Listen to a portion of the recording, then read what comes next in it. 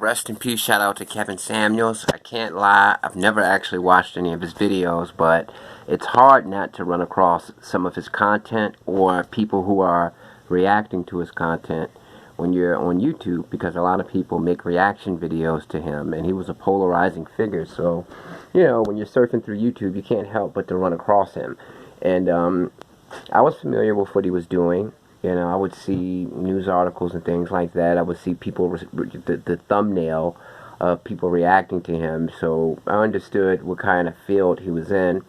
And when I found out that he passed today, about an hour ago, I decided to watch one of his videos for a few minutes. And what struck me is the fact that he looked so young. He looked healthy. I did not think that he was 57 years old. I think I would have assumed that he was in his mid-40s. And I just think that that's a perfect segue into what I want to say.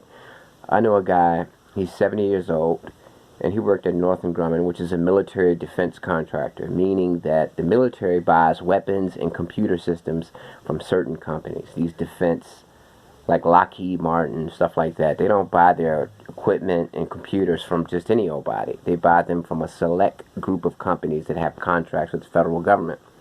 And this man that I know worked for Northrop Grumman and retired from Northrop Grumman, and he had an executive position there. He made a lot of money every year, but he didn't go to the dentist and he didn't go to the doctor. A black man, and his teeth had rotted out, and when he got down to the last few teeth in his mouth, he noticed that his breath would actually stink.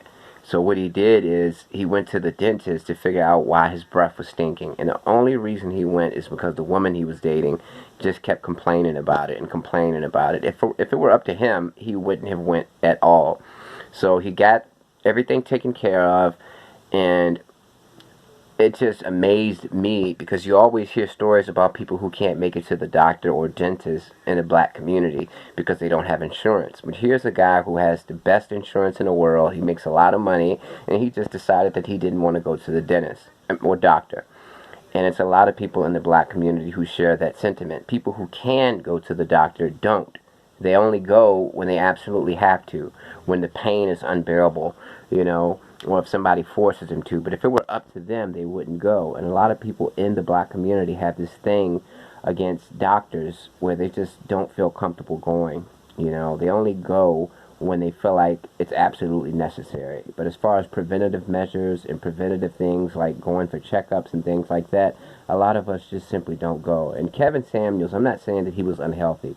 I read that he was a cancer survivor, so he probably was on top of his health. But I'm just saying, the guy looked so great for his age. He looked fit. He looked healthy. So it just made me think of that guy who I just referenced about going to the dentist. And it makes me think about the black radio stations trying to promote going to the doctor to the black community. It's a lot of us that don't go to the doctor.